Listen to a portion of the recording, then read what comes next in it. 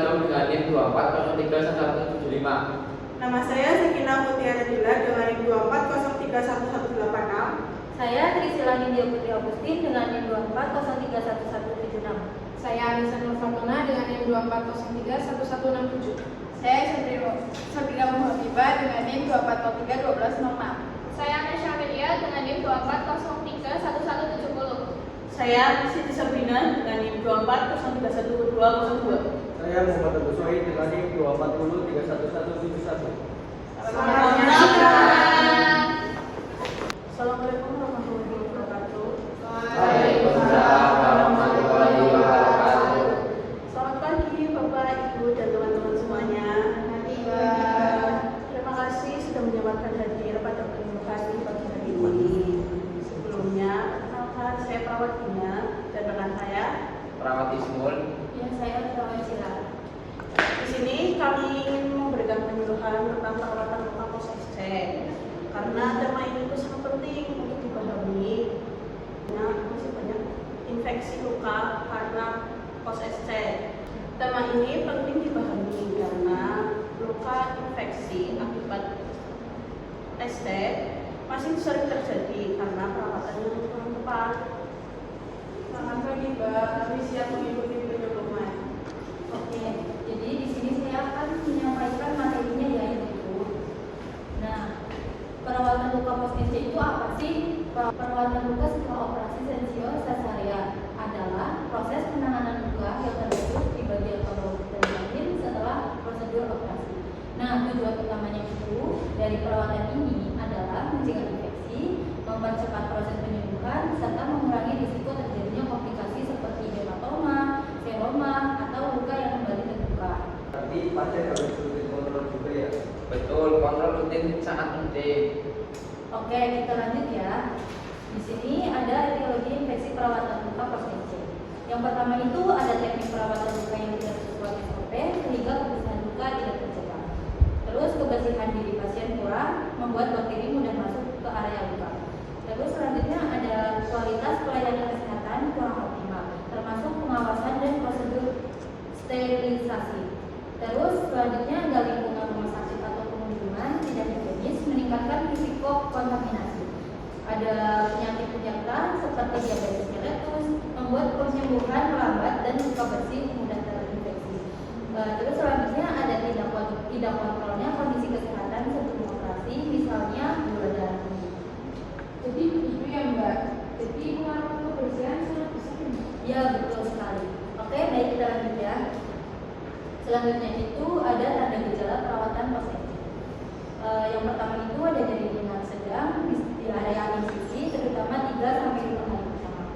Terus ada kemerahan ringan pada titik luka, ada sedikit bengkak di sekitar sisi, terus ada rasa tertarik atau ketarik saat bergerak atau bangun dari tidur, terus ada keluar sinar kuning sedikit, terus ada suhu tubuh lebih dari 37,5 derajat Celcius.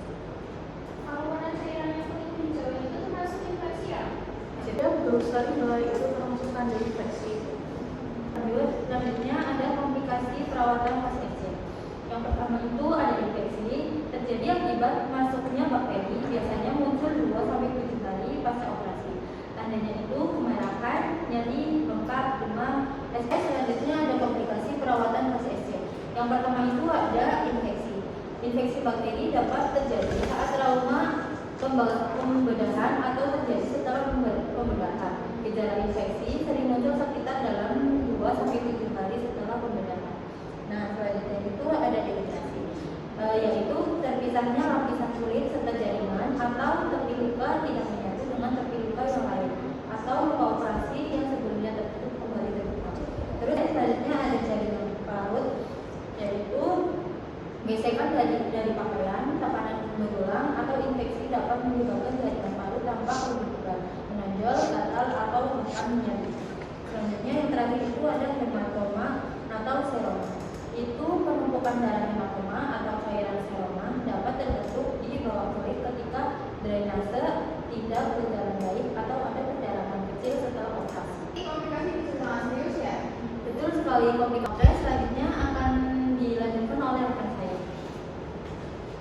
Ibu, Bapak, dan teman-teman semuanya, ada perawatan di rumah. Yang pertama ada menjaga kebersihan tangan seperti cuci tangan dengan sabun dan air mengalir sebelum dan sesudah menyentuh area luka atau balutan. Yang kedua, mengganti balutan sesuai jadwal. Lakukan pergantian balutan sesuai arahan. Misalnya setiap 1 atau 2 hari atau sesuai kondisi luka.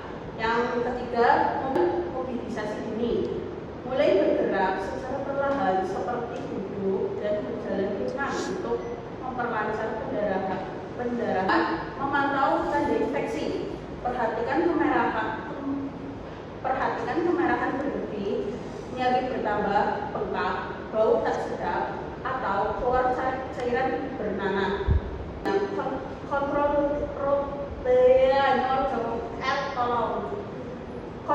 rutin untuk fasilitas kesehatan. Yang terakhir adalah pemenuhan nutrisi, makanan kaya protein, karbohidrat, lemak, vitamin A dan vitamin C, serta mineral yang sangat berperan untuk penyembuhan luka. Kalau semisal balutannya basah atau perlu diganti? Betul sekali, balutan harus diganti untuk menghindari bakteri yang masuk. Masih turun lagi. Iya boleh, tetapi luka tidak boleh digosok dan balutan harus tetap kering. Kalau rasa nyeri semakin bertambah, apa yang normal? Jika nyeri semakin berat, maka harus segera diperiksakan. Terima kasih Ibu, Bapak, dan teman-teman sekalian atas memperhatikan penyuluhan yang tadi. Apakah ada yang ingin ditanyakan, Bu, Pak? Baik, Ibu Bapak, ini ada sedikit materi untuk dibaca di rumah.